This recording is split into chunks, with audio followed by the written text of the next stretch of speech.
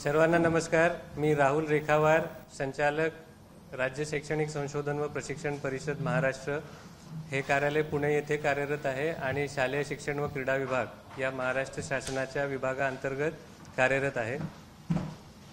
या विभागामार्फत आपल्या सर्व राज्य मंडळाच्या शाळांमध्ये शैक्षणिक बाबींविषयीचं संपूर्ण ध्येयधोरण, त्याच्या अंमलबजावणी करण्याचा मार्ग याविषयीचे सर्व निर्णय घेतले जातात आणि त्यासोबतच सर्व शिक्षकांचं प्रशिक्षण घेण्यासाठी सुद्धा या कार्यालयातूनच नियोजन घेतलं जातं। NEP 2020 म्हणजे आपल्या सर्वांना माहिती असल्याप्रमाणे अनेक वर्षानंतर म्हणजे जवळपास 1986-87 नंतर संपूर्ण देशासाठी एक राष्ट्रीय शिक्षण धोरण घोषित झालं आणि त्या धोरणाप्रमाणे संपूर्ण देशामध्ये सर्व शाळांमध्ये लागू असणारा अभ्यासक्रम, अध्ययन अध्यापनाच्या पद्धती, मूल्यमापनाचे निकष आणि यासोबतच शाळांमध्ये आणि समाजामध्ये होणारा सुसंवाद याविषयीच्या मार्गदर्शक सूचना केंद्र शासनाने सर्वांना दिल्या आणि या देत असतानाच या सर्व सूचनांमध्ये राज्यांना संपूर्ण स्वातंत्र्य पण दिलेलं होतं की त्यांनी आपल्या राज्याला आवश्यक असतील त्याप्रमाणे यामध्ये बदलसुद्धा करून घ्यावे।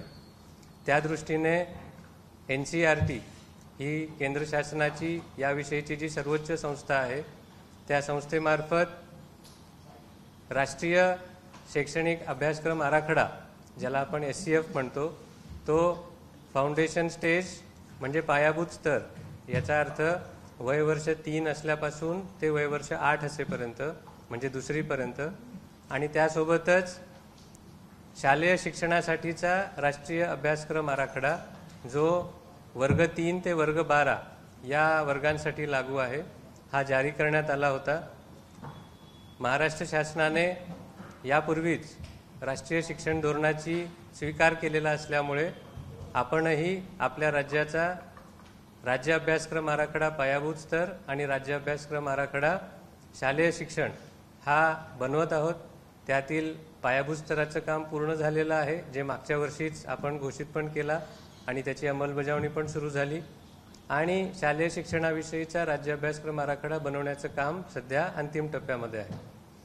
सद्यस्थितीमध्ये काल दिनांक 16 एप्रिल रोजी जे GR शालेय शिक्षण व क्रीडा विभागामार्फत जारी करण्यात आले, त्या GRमध्ये एका जो शासन निर्णय होता त्यामध्ये राष्ट्रीय शिक्षण धोरणाची महाराष्ट्रामध्ये अंमलबजावणी करण्याची भूमिका स्पष्ट करण्यात आलेली होती। त्यामधील एक विषय, त्यामध्ये अनेक विषय आहेत की ज्यामध्ये कोणत्या वर्गामध्ये कोणता नवीन अभ्यासक्रम कोणत्या वर्षी सुरू करायचा, अध्ययन अध्यापन, मूल्यमापन, वेळापत्रक याविषयीच्या अनेक बाबी त्यामध्ये समाविष्ट आहेत। आज काही माध्यमांमध्ये त्याच शासन निर्णयामधील इयत्ता 1ली पासून हिंदी हा विषय सुरू करण्याविषयीच्या ज्या सूचना शासन निर्णयामध्ये दिलेल्या आहेत त्याविषयीचा आक्षेप दिसून आला। माननीय महाराष्ट्राचे आदरणीय नेते श्री राज ठाकरे साहेब यांनी सुद्धा आपलं मत प्रदर्शित केलं आणि त्यामध्ये या विषयाविषयीचे त्यांचे सुद्धा आक्षेप मांडलेले आहेत। सोशल मीडियावर दोन्ही बाजूने चर्चा चालू आहेत आणि याविषयीची माननीय मुख्यमंत्री महोदयांची पण भूमिका आपल्या सर्वांसमोर आलेली आहे। शालेय शिक्षण विभागातर्फे याचं अधिक स्पष्टीकरण देण्यासाठी आज आपण ही प्रेस कॉन्फरन्स आयोजित केलेली आहे। आपण सर्वजण त्यात आलात त्याबद्दल मी आपल्या सगळ्यांचा आभारी आहे। हिंदी हा विषय सद्यस्थितीमध्ये 5वी पासून तसाही बंधनकारकच आहे आणि मी स्वतःसुद्धा राज्य मंडळाच्या शाळांमधून मराठी माध्यमातून शिकलेलाच विद्यार्थी आहे 12वी पर्यंत, आणि 5वी, 6वी, 7वी येथे जसं आपण हिंदी कंपल्सरी सर्व शाळांमध्ये शिकतो आणि मग नंतर 8वी पासून आपल्याला एकतर हिंदी आपण चालू ठेवू शकतो किंवा हिंदी संस्कृत असं कॉम्बिनेशन घेऊन पण आपण हिंदी चालू ठेवू शकतो किंवा संस्कृतला पण आपण घेतो आणि काही परकीय भाषा पण त्याचा पण ऑप्शन आपल्याकडे आहे। त्यामुळे आपल्या शालेय व्यवस्थेमध्ये हिंदी हा विषय नव्हता अशी बाब नाही, ती 5वी पासून बंधनकारकच होती। परंतु नवीन शैक्षणिक धोरणाप्रमाणे आपलं हे वर्षांचं म्हणजे जे स्तरांचं स्ट्रक्चर आहे ते आता 5+3+3+4 या स्वरूपाचं झालेलं आहे। 5 म्हणजे काय तर पायाभूत स्तर, की ज्यामध्ये वयवर्ष 3 ते 8 या वयोगटातील सर्व वर्गांचा समावेश, म्हणजे प्री प्रायमरी आणि इयत्ता पहिली आणि दुसरी. 5+3 म्हणजे वर्ग 3री 4थी 5वी, पुढचा +3 म्हणजे वर्ग 6वी 7वी 8वी, आणि त्याचा पुढचा +4 म्हणजे 9वी 10वी 11वी 12वी. असं आता आपल्या शालेय धोरणाचं स्वरूप आहे. त्यामुळे या स्तरासाठी आपण आता त्या स्तराला जे अभ्यासक्रमाचे निकष आहेत, अभ्यासक्रमाची ध्येय आहेत आणि लर्निंग ऑब्जेक्टिव्ह ज्याला म्हणतो आपण, कॉम्पिटन्सीज आणि लर्निंग ऑब्जेक्टिव्ह, तर यांचं जे डिझाईन आहे ते या 5+3+3+4 प्रमाणे करण्यात येतं आणि आपण त्या पद्धतीनेच मार्गक्रमण करत आहोत.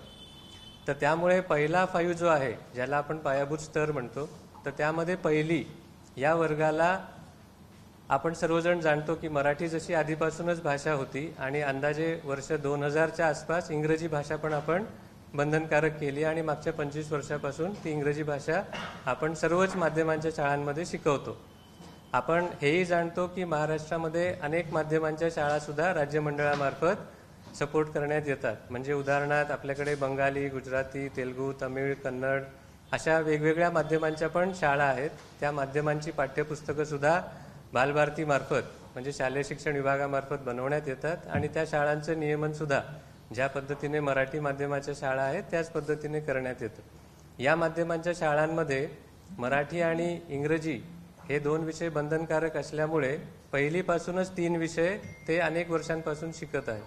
म्हणजे समजा बंगाली माध्यमाची जर शाळा असेल तर तिथे बंगाली हा त्यांचा पहिला विषय असतो, फर्स्ट लँग्वेज म्हणून, आणि मग दुसरा आणि तिसरा विषय हा मराठी आणि इंग्रजी म्हणून असतो.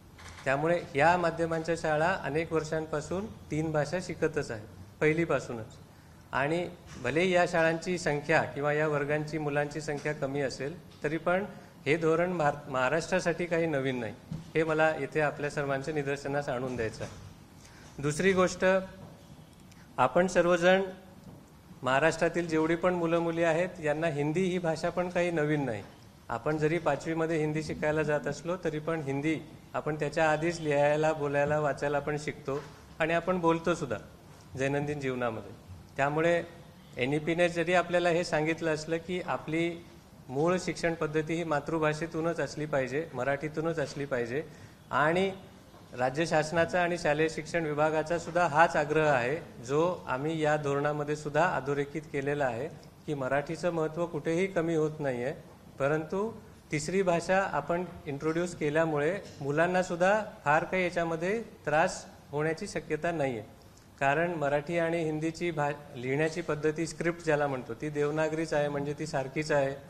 लिहिण्याचं त्यामुळे अडचण येणार नाही, वाचनामध्ये पण अडचण येणार नाही.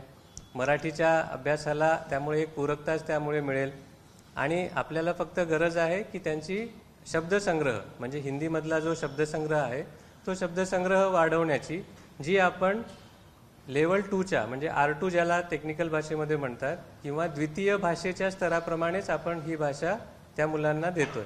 त्यामुळे मुलांवर अतिरिक्त बोजा पडण्याची शक्यता फार कमी आहे. यासोबतच मला हेही निदर्शनास आणून द्यायचं आहे की सर्व वैज्ञानिक संशोधनांमध्ये सुद्धा जे या बाबतीत लागू आहेत त्यांनी सुद्धा हे मान्य केलेलं आहे की लहान वयांमध्ये मुलं अधिक भाषा शिकण्याची क्षमता ठेवतात आणि त्यामुळे जेव्हा या मुलांना आपण अधिक भाषा शिकण्याची संधीसुद्धा देतो त्यावेळेस त्यांचा बौद्धिक विकाससुद्धा वेगाने होण्यास मदत होते. याविषयीचे सुद्धा शास्त्रीय संशोधन आपल्याकडे आहे आणि ते सर्व शिक्षण तज्ज्ञांना सर्वश्रुतच आहे. त्यामुळे यामुळे विद्यार्थ्यांचं नुकसान न होता फायदाच होणार आहे, याविषयी पण काही शंका नाही. यापेक्षाही आणखी महत्त्वाची गोष्ट म्हणजे पाठ्यपुस्तक बनवताना, म्हणजे आता हिंदीचं जे पाठ्यपुस्तक बनतंय ते पाठ्यपुस्तक बनवताना सुद्धा आम्ही ही विशेष काळजी घेतली आहे, जी बालभारतीमार्फत पहिल्यांदाच एवढ्या वर्षांमध्ये घेण्यात येत आहे. ती अशी की मराठी आणि हिंदीचे अक्षरगट जे आपण मुलांना शिकवताना वापरतो, त्यांचा जो क्रम ठेवतो, तो अक्षरगटांचा क्रमसुद्धा आम्ही मराठी आणि हिंदीमध्ये सारखा ठेवलेला आहे. याचा फायदा असा होतो की मराठी शिकता शिकता मुलांना हिंदी शिकण्याला पण मदत होते. हिंदीमध्ये वेगळे अक्षरं वर्गामध्ये शिकवल्या चाललेत आणि एकाच दिवशी मराठीमध्ये वेगळे अक्षरं शिकवल्या चाललेत. यामुळे मुलांवर जो येणारा अतिरिक्त ताण आहे नवीन भाषा शिकण्याचा, तो ताणसुद्धा इन जनरल सुद्धा कमी होणार आहे. आणि द्वितीय भाषा असल्यामुळे त्या द्वितीय भाषेचा पेस पण शिकण्याचा कमीच असतो, म्हणजे त्या भाषा शिकण्याची गती पण कमीच असते. त्यामुळे विद्यार्थ्यांना याच्यामुळे अतिरिक्त ताण येईल असं पण फारसं काही वाटत नाही. हे होत असतानाच राष्ट्रीय शिक्षण धोरणामध्ये सुद्धा बहुभाषिकतेचा स्वीकार केलेला आहे, पुरस्कार सुद्धा केलेला आहे. आणि हे करत असताना सांगोपांग चर्चा त्यांनी राष्ट्रीय शिक्षण धोरणाच्या डॉक्युमेंटमध्ये केलेली आहे. आणि हे करत असताना त्यांनी ह्या पण आग्रह धरलेला आहे की मूळ शिक्षण जेवढं जमेल तेवढं मातृभाषेतूनच दिलं पाहिजे. आणि या गोष्टीची संपूर्ण काळजी राज्यमंडळ घेत आहे. राज्यमंडळ मराठी भाषेतूनच आपली सर्व पाठ्यपुस्तकं बनवत आहे. सर्व विषयसुद्धा मराठी भाषेतून आहेत. आणि ज्या त्या माध्यमाला ज्या माध्यमाच्या पुस्तकांची गरज असेल ती या भाषांच्या पाठ्यपुस्तकापासून आपण बनवतो. त्यामुळे मराठी भाषेला कुठेही कमी महत्त्व जाते अशी बाब मुळीच नाही. आपण मराठी लोक आहोत, आपण महाराष्ट्रातील आहोत. मी सुद्धा मराठी माध्यमाच्या शाळेतच शिकलेला आहे. आपले जवळपास इथे बसलेले सर्वजण आणि महाराष्ट्रातील महत्त्वाच्या पदावर असणारी सुद्धा सर्वजण मराठी माध्यमाच्याच शाळांमध्ये शिकून मोठी झालेली आहेत, याविषयी सुद्धा शंका नाही. त्यामुळे मराठी भाषेविषयी कोणताही दुजाभाव कोणाच्याही मनात असण्याचं काही कारण नाही. राजकीय कारण याच्यात निश्चितच नाही आहे, हे मी खात्रीने सांगू शकतो. कारण याहीपेक्षा महत्त्वाची बाब जी आता मला तुम्हा सगळ्यांना सांगायची आहे ती म्हणजे भविष्यामध्ये होणाऱ्या मूल्यमापनाच्या पद्धतींमध्ये होणारे बदल.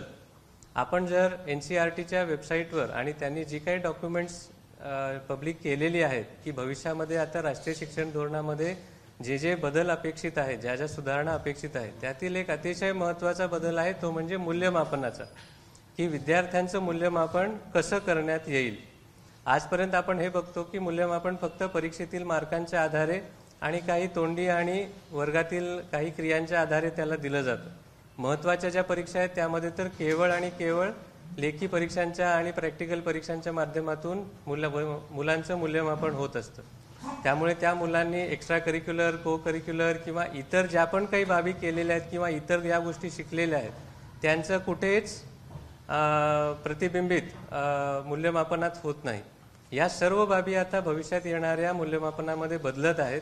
त्याची पहिली स्टेप आहे ती म्हणजे होलिस्टिक प्रोग्रेस कार्ड, ज्याला आपण सर्वांगीण मूल्यमापन पत्रक, सर्वांगीण प्रगती पत्रक असं म्हणू शकतो, की ज्यामध्ये केवळ गुणांचाच विषय नाही आहे तर आपण गुणांच्या व्यतिरिक्त इतर ज्या ज्या गोष्टी केलेल्या आहेत वर्गामध्ये आणि आपलं एकंदर वर्गातलं वर्तन कसं आहे, आपण इतरांशी कसं वागतो, कोणते कोणते कलागुण आपण आत्मसात केलेले आहेत, त्यांचा वापर आपण वर्गामध्ये कसा करतो, या सर्व बाबी या सार्वत्रिक प्रगतीपत्रकाच्या, सर्वांगीण प्रगतीपत्रकाच्या डिझाईनमध्ये आहेत, जे आपण यावर्षी पहिलीपासून सुरू करण्याचा प्रयत्न करतो. ही एक अतिशय नाविन्यपूर्ण मूल्यमापन पद्धती आहे.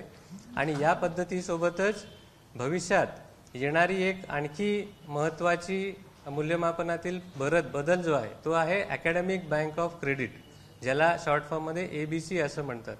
हा अकॅडमिक बँक ऑफ क्रेडिट काय आहे तर NCERTच्या वेबसाईटवर परख म्हणून जी त्यांचं ऑफिस आहे त्या ऑफिसच्या माध्यमातून मूल्यमापनाविषयीचे धोरणं इन जनरल ठरवल्या जातात.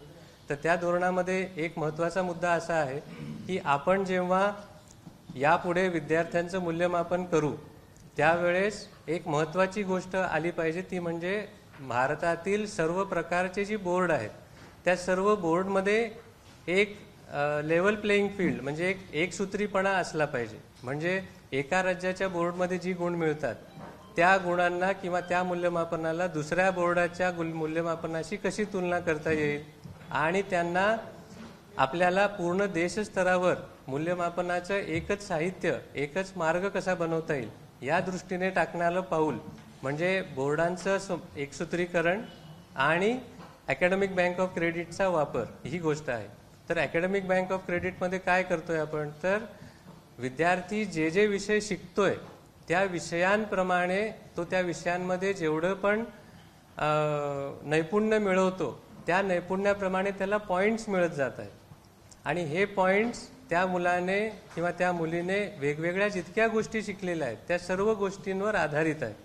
त्यामुळे एखादा विद्यार्थी समजा नियमित अभ्यासक्रमासोबतच समजा तो सतार पण आपली जी एखादं म्युझिकल इन्स्ट्रुमेंट आहे, समजा तबला आहे, सतार आहे, संतूर आहे किंवा पियानो आहे, या गोष्टी पण जर तो शिकला किंवा त्या एखाद्या खेळामध्ये त्याने प्रावीण्य मिळवलं तर त्याचे सुद्धा त्याला एक्स्ट्रा पॉईंट्स मिळतात. एखादा विषय त्याने एक्स्ट्रा शिकला, त्या विषयाचे सुद्धा त्याला एक्स्ट्रा पॉईंट्स मिळतात. आणि हे पॉईंट्स ज्या पद्धतीने आपलं डिजी लॉकर आहे त्या पद्धतीने हे सर्व पॉईंट्स त्या मुलाच्या रेकॉर्डमध्ये स्टोअर होत जातील.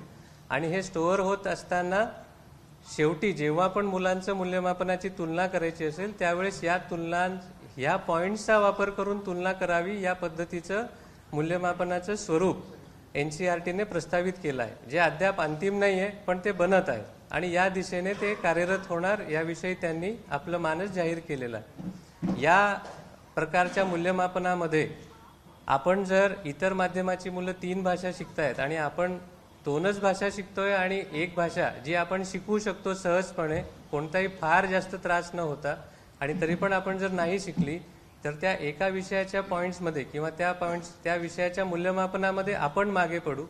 आपल्याकडील काही राज्य अशी आहेत की जी मुलांना 4-4 भाषा पण शिकवतात, त्याविषयी माझं काही म्हणणं नाही. परंतु आपल्याला केवळ महाराष्ट्रातील मुलांना भविष्यामध्ये कोणती अडचण येऊ नये, फार जास्त त्रास न होता भविष्यातील त्या मुलांना फायदाच कसा होईल याचा प्रयत्न सुद्धा आपण करणं सगळ्यांनी आवश्यक आहे.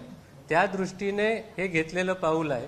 त्यामुळे माझी सर्वांना ही विनंती आहे की आपण सर्वांनी या गोष्टीकडे सकारात्मकरित्याच बघावं. अधिक भाषा शिकण्याने कोणत्याही लहान वयातील मुलाला नुकसान होत नाही, उलट त्याचा बौद्धिक विकासच होतो. आणि महाराष्ट्र हे संपूर्ण भारताला दिशा देणारच राज्य शैक्षणिक क्षेत्रामध्ये सुद्धा राहिलेलं आहे. महाराष्ट्राचे अनेक उपक्रम NCERTने सुद्धा आणि सर्व राज्यांनी सुद्धा अवलंबलेले आहेत आणि आपण सुद्धा राष्ट्रीय शिक्षण धोरणाचा महाराष्ट्रामध्ये अंमलबजावणी करत असताना यात अनेक असे बदल केलेले जे आपल्या महाराष्ट्रासाठी अतिशय चांगले आहेत, जे NCERTच्या आपला जो NCF आहे त्यापेक्षाही चांगले पॉईंट्स आहेत. आपली पुस्तकं जी आपण बनवतोय ती पाठ्यपुस्तकं सुद्धा NCERTच्या पाठ्यपुस्तकांपेक्षा अधिक दर्जेदार कशी होतील याचाच प्रयत्न सुद्धा आपण SCERT आणि बालभारती दोघेही मिळून आम्ही करत आहोत आणि ती निश्चितच बनत आहेत याविषयी सुद्धा माझ्या मनात खात्री आहे. त्यामुळे या मुद्द्याला केवळ विद्यार्थ्यांच्या हिताच्या दृष्टीनेच आपण सर्वांनी बघावं अशी माझी आपल्या सगळ्यांना विनंती आहे. सर्व राजकीय मंडळी, सर्व शिक्षण तज्ज्ञ यांना सुद्धा माझं आवाहन आहे की या निर्णयामुळे हिंदीकरण किंवा संपूर्ण भारताचं एक समानीकरण किंवा मराठीला दुय्यम दर्जा देणं अशी बाब निश्चितच नाही आहे. 5वी पर्यंत हा विषय आल्यानंतर 6वी पासून 3रा भाषा घेण्याविषयी प्रत्येकाला पूर्ण स्वातंत्र्य SCF SC मध्ये दिलेलं आहे. त्याला 50-50 मार्कांचे 2 विषय पण 3री भाषा म्हणून घेता येतात आणि आपण 6वी पासून फॉरेन लँग्वेज सुद्धा इंट्रोड्यूस करतोय की जेणेकरून विद्यार्थ्यांना ती सुद्धा भविष्यातील आपल्या व्यवसायाची, करिअरची आणि शिक्षणाची क्षेत्रे उघडी राहतील. मुद्दा फक्त सांगण्याचा एवढाच आहे की या निर्णयामागे केवळ आणि केवळ विद्यार्थ्यांचं हित हाच उद्देश आहे. यामागे इतर कोणताही उद्देश नाही याची खात्री मी आपल्या सगळ्यांना कळकळीने करून देत आहे. आपण सर्वांनी यामध्ये आपल्या पण ज्या काही सूचना असतील, ज्या सजेशन्स असतील की ज्यामुळे या धोरणाला आणखी चांगल्या पद्धतीने राबवण्यात आपल्याला मदत होईल त्याविषयी पण आपण निश्चितच SCERTला मार्गदर्शन करावं असंही मी आपल्या सगळ्यांना आवाहन करतो. एक आणखी मुद्दा यामध्ये जो उपस्थित झाला आहे की यासाठी वेगळा शिक्षक लागणार आहे का, तर त्याची पण आवश्यकता नाही आहे. आपले सध्या प्राथमिक शिक्षक जे आहेत ते शिक्षक हिंदी भाषा शिकवण्यासाठी सुद्धा सक्षम आहेत. त्यामुळे वेगळा शिक्षक किंवा वेगळा खर्च शिक्षकांच्या मानधनावर करण्याची सुद्धा यामुळे आवश्यकता नाही आहे. एकंदरीत ही पूर्णपणे विद्यार्थ्यांच्या दृष्टीने विन-विन सिच्युएशनच असणार आहे आणि यामुळे विद्यार्थ्यांचा सर्वांगीणच विकास होईल, विकास होण्यास मदतच होईल याचे सुद्धा मी आश्वासन आपल्या सगळ्यांना देऊ इच्छितो. याविषयी आपल्याला आणखी पण काही शंका असतील तर आपण सगळ्यांनी विचाराव्या असं मी आपल्याला विनंती करतो.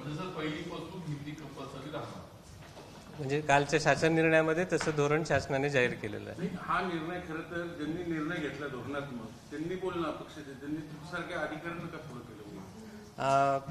हा विषय मंत्री महोदयांसोबत आणि माझे सचिव सरांसोबतही चर्चा झाली आणि त्यांनी याचं पूर्ण स्पष्टीकरण द्यावं यासाठी मला सूचना केली. त्यामुळे मी आज ही प्रेस कॉन्फरन्स आयोजित करतोय. म्हणजे इतर भाषा सुद्धा असू असतात.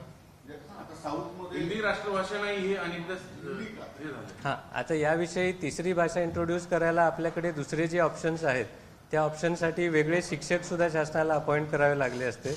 ते शिक्षक अपॉइंट करण्याची सद्यस्थितीमध्ये परिस्थिती नसल्यामुळे आपण सध्या या भाषेपासून ही सुरुवात करतोय की ज्यासाठी कोणताही अतिरिक्त खर्च किंवा अतिरिक्त शिक्षक नेमणुकीची प्रक्रिया शासनाला करावी लागणार नाही. आणि मल्टीलिंग्वलिझम हा जो अकॅडमिक प्रिन्सिपल आहे त्या प्रिन्सिपलमुळे विद्यार्थ्यांना अधिक त्यांचा सर्वांगीण विकास करण्यासाठी सुद्धा मदतच होईल.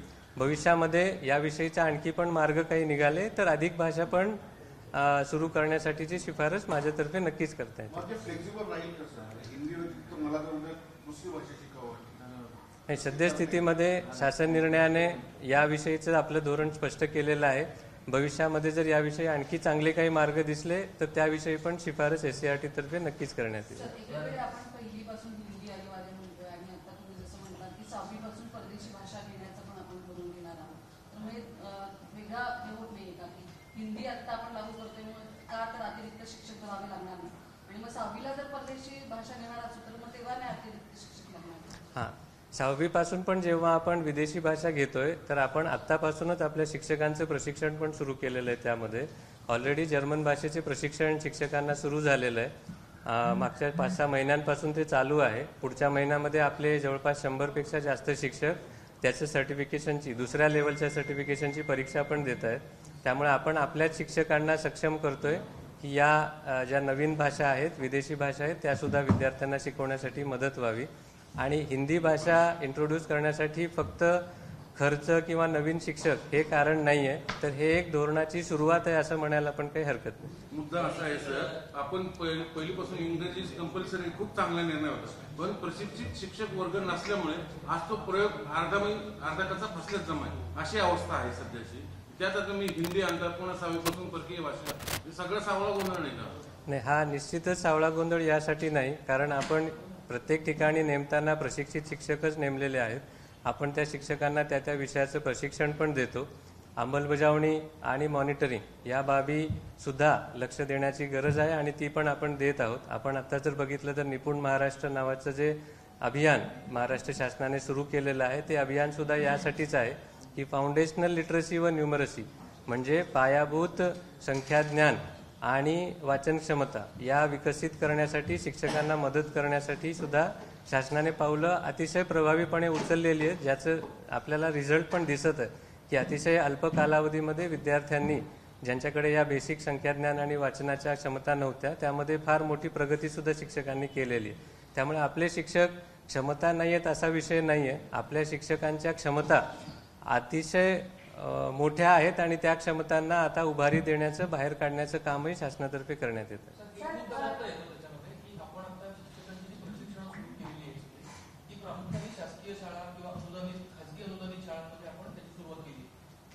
गेल्या काही वर्षांमध्ये राज्यात सेल्फ फायनान्स बेंचमार्कवर काही शाळा मोठ्या प्रमाणात वाढलेल्या आहेत किंवा कायम विनाअनुदानित शाळा आहेत. तर ह्या शिक्षकांच्या प्रशिक्षणासंदर्भात SCERT काही आहे, त्याचं काही धोरण आहे का त्यांचं त्यांनी करायचंय त्याच्यावर? हा अतिशय महत्त्वाचा मुद्दा आहे आणि हे सांगायला मला खरोखर आनंद होतो की हा मुद्दा NEP मध्ये सुद्धा म्हणजे NCF मध्ये सुद्धा नाही आहे. तो मुद्दा आपण आपल्या राज्यासाठी समाविष्ट करून घेतलाय, मंजूर करून घेतलाय की आतापर्यंत फक्त शासकीय आणि अनुदानित शाळांच्या शिक्षकांनाच आपण प्रशिक्षण देत होतो, पण यापुढे खाजगी म्हणजे सेल्फ फायनान्स ज्याला म्हणतो आणि अनएडेड शाळा या दोन्ही शाळांच्या शिक्षकांना सुद्धा प्रशिक्षण देण्याची धोरण शासनाने SCF SC मध्ये डिक्लेअर केलेलं आहे आणि त्याची अंमलबजावणी पण आपण करत आहोत.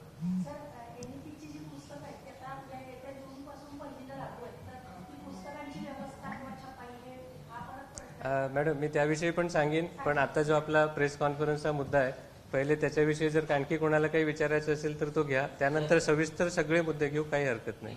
मराठी भाषेला अभिजात दर्जा देतोय, मराठीची दुनिया आहे आणि तुम्ही म्हणताय हिंदीचं आक्रमण होणार नाही. एकीकडे इंग्लिश शाळेचं मराठी शाळेवर आक्रमण झालंय सगळं, म्हणजे आज मराठीत शिकायलाच कोणी तयार नाही. म्हणजे जे काही पालक आहेत ते इंग्लिश स्कूलमध्ये शिकवावं म्हणतात, मग असंच हिंदीचं होणार. आणि तुम्ही म्हणता त्यात कुठला राजकीय हेतू नाही, मग हिंदीच का? दुसऱ्या अनेक भाषा आहेत जी आपण विद्यार्थ्यावर बर्डन घालण्याचा प्रयत्न करतोय आणि त्यानंतर परत 6वी पासून चेंज करा, 7वी पासून चेंज करा. मग ती विद्यार्थ्याची मानसिकता कशी तयार करणार आहे तुम्ही? इथे अभ्यासक्रम पूर्ण होत नाही वर्षभरात शिकवायचा जो आहे. हां, तर आता हिंदी का घ्यावी ह्याविषयी तर मी ऑलरेडी स्पष्टीकरण दिलंय की ही एका धोरणाची सुरुवात आहे असं समजायला हरकत नाही. तुम्ही म्हटलं राजकीय नाही, पण हा राजकीय क्षेत्र दिसतोय म्हणून त्याच्यावर तुम्हाला जे सांगितलं याविषयी पण मी आपल्या सगळ्यांना स्पष्टपणे आश्वस्त यासाठी करू इच्छितो, कारण मी आतापर्यंत जेवढं स्पष्टीकरण दिलं ते पूर्ण अकॅडमिक आहे. मी याच्यात कुठेही कोणत्याही राजकीय हेतूचा कारण सुद्धा सांगितलेलं नाही. जे काही झालंय ते पूर्णपणे विद्यार्थ्यांच्या हितासाठी आणि विद्यार्थ्यांच्या सर्वांगीण बौद्धिक विकासासाठीच आपण करतोय, जे की SCERTचं प्रमुख ध्येय आहे. शिक्षण विभागाचं पण ते प्रमुख ध्येय आहे. दुसरी गोष्ट, मराठीला कुठेही कमी लेखण्याचा किंवा त्याचं महत्त्व कमी करण्याचा कुठेही प्रयत्न नाही, कारण मराठी 1ली पासून 10वी पर्यंत कंपल्सरी आहेच, सर्व माध्यमांसाठी कंपल्सरी आहे आणि त्यामुळे मराठीचा अभिजात दर्जा तिला जो मिळालेला आहे त्या दर्जासाठीचे सुद्धा प्रयत्न आपल्याला नवीन जे शालेय शिक्षणाचं धोरण आहे त्यामध्ये आपल्याला मराठी विषयीचे उपक्रम सुद्धा आता दिसतील. त्यामुळे मराठी विषयाचं कुठेही महत्त्व कमी होणार नाही याची खात्री सुद्धा मी आपल्याला देऊ इच्छितो. सर, CBSE शाळांमध्ये मराठी अनिवार्य आहे पहिलीपासून, पण ते कसं मूल्यमापन बाहेरच येत नाही, कुठे शिकवलं जातं कुठे नाही जात, हा खूप मोठा प्रश्न आहे. याला खूप दिवसापासून समितीने शिफारस केली होती. माझं आयुक्त सरांची बोलणं झालं होतं याच्याबद्दल. तर त्यांनी असं सांगितलं होतं की चुकाणू समितीची शिफारस होती की शासनाने CBSE ICSE या बोर्डांना कळवायला हवं की तुम्ही तुमच्या शाळांमध्ये राज्यात मराठीची सक्तीचा कायदा आहे, तुम्ही तुमच्या शाळांमध्ये मराठी सक्तीने शिकवलं जावं याचं परिपत्रक काढा आणि त्याची अंमलबजावणी करा आणि त्यांच्या बोर्डाची परीक्षा 10वी 12वीला मराठी विषय त्याच्यामध्ये परीक्षेमध्ये असला पाहिजे. तर त्याचं काय झालं? हां, या धोरणाविषयी मी यासाठी सांगू शकणार नाही, कारण हे कमिशनर एज्युकेशन यांच्या ऑफिसमधून आणि सेक्रेटरी एज्युकेशन यांच्या ऑफिसमधून त्याचं कामकाज चालतं. परंतु हे मी नक्की सांगू इच्छितो की इतर बोर्डांच्या ज्या शाळा आहेत त्या बोर्डाच्या शाळांमध्ये पण मराठी शिकवण्याविषयीचा शासन निर्णय, त्यांनी कोणतं पुस्तक वापरावं याविषयीचा शासन निर्णय, कायदा, या सर्व गोष्टी झालेल्या आहेत 10वी पर्यंतच्या सर्व शाळांसाठी. आणि याची अंमलबजावणी सुद्धा नवीन शासनाने सुद्धा अतिशय प्रभावीपणे सुरू केलेली आहे. सर्व शाळांचा सर्वे पण होत आहे. त्या सर्वेची पण माहिती आपल्याला मिळू शकेल विभागामार्फत.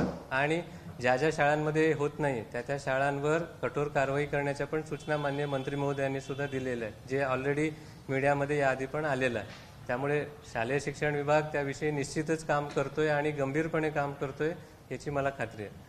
सर, हे नवीन शैक्षणिक वर्षापासून हिंदी कंपल्सरी सक्तीचं असेल, ऐच्छिक नसेल, येत्या जूनपासून जेव्हा जेव्हा नवीन सिलेबस इम्प्लिमेंट होईल त्या वर्गांसाठी, म्हणजे आता 1लीचा वर्ग येतोय तर 1लीला येईल, पण 2री 3री 4थी 5वीला काही प्रॉब्लेम नाही. ते जसे चालले ते तसेच चालत राहतील. मग जेव्हा पुढच्या वर्षी 2री 3री 4थी 6वीचे पुस्तकं येतील तेव्हा त्यांच्यामध्ये 2री 3री 4थीचं हिंदीचं पुस्तक येईल नवीन इतर पुस्तकांसोबत, आणि 6वीला 6वीच्या विषयाप्रमाणे येईल. नवीन पुस्तकं आता फक्त 1लीच आहे. नाही, 1लीला आहे आता फक्त. 1लीला आहे आणि जुनं जसं चालू आहे ते तसंच चालू राहील, त्याच्यात काही फरक नाही. सक्तीचं असेल, ऐच्छिक नसेल. नाही, हे शासन निर्णय झालेला आहे. शासन निर्णयामध्ये शासनाने आपलं धोरण हे स्पष्ट केलेलं आहे. पुस्तकं बालभारतीप्रमाणे. तुम्ही दिल्यानंतर त्यांची काय छपाई यंत्रणा वगैरे काय? बालभारतीकडून त्या सगळ्या गोष्टींचं नियोजन होतं आणि ते पण सध्या वेळेवरच होईल अशी अपेक्षा आहे. तुम्ही पाठवला तुमच्याकडून घेणारा पहिलीचा सगळा?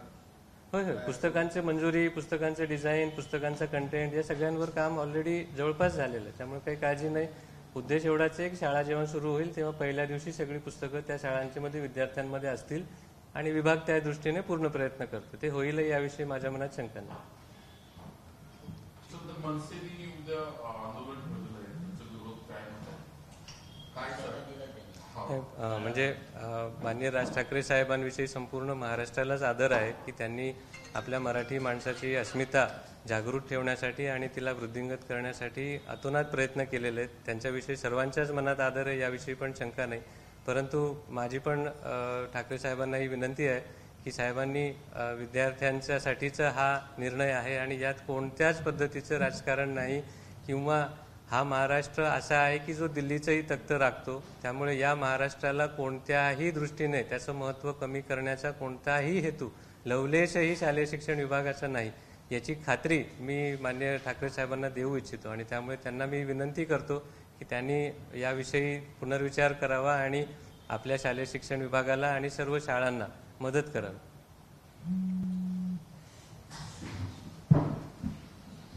So the SSC board राज्य मंडळासाठीच असेल का बाकीचे जे बोर्ड आहेत CBSE आणि आता जसं आहे तसंच आहे, काही बदल नाही. राज्य मंडळ पण आहे, बालभारती पण आहे, SCRT पण आहे, सगळं तसंच आहे, काहीच बदल नाही.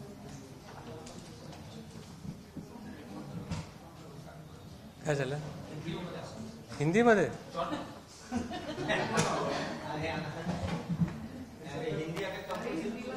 सर मराठी बोला तुला. माझं म्हणणं असेल की हिंदी चॅनलला पण मराठी स्पीड द्या. हे वाक्य घेऊ नका फक्त.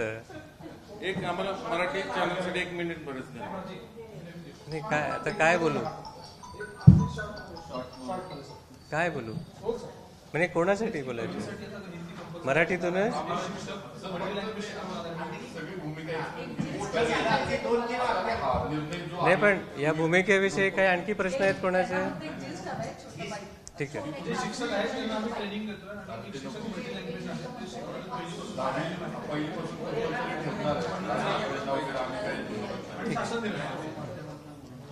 सर दुसरा एक विषय, आपल्या राज्याची भौगोलिक परिस्थिती आणि सगळं विषय वेगळा. पहिले यांचा विषय संपूर्ण टाकू. मध्ये तुम्ही अध्यादेश काढला होता. बाकी तुम्हाला जे प्रश्न विचारायचे विचारा, काही हरकत नाही. तू कर ना मग, तुला काय काही बोलू.